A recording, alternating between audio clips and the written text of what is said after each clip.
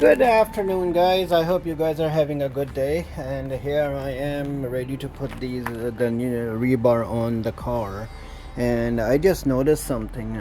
You guys can see too.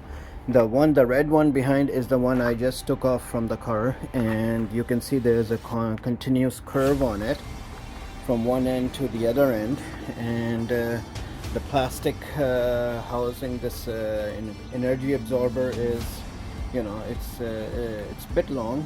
And on this one here, on the 84, the curves are on the side, and then it's pretty much straight right across to the other end, and then there's a curve.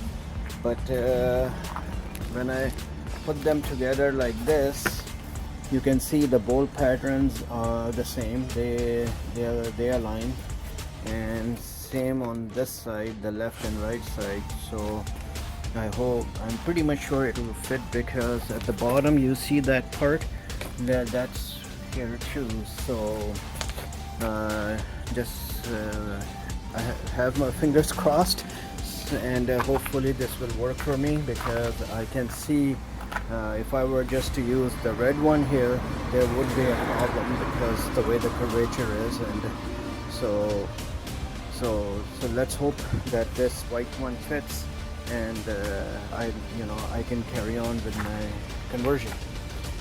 So that's where the horns are, mounting horns. That's where the frame rails are. This is where the fender is.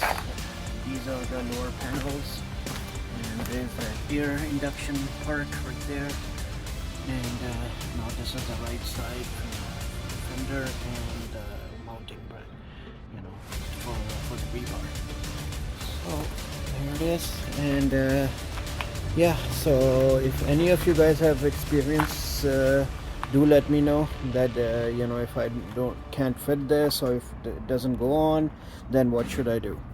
So I'll leave that up to you guys. All right, talk to you soon. Bye bye.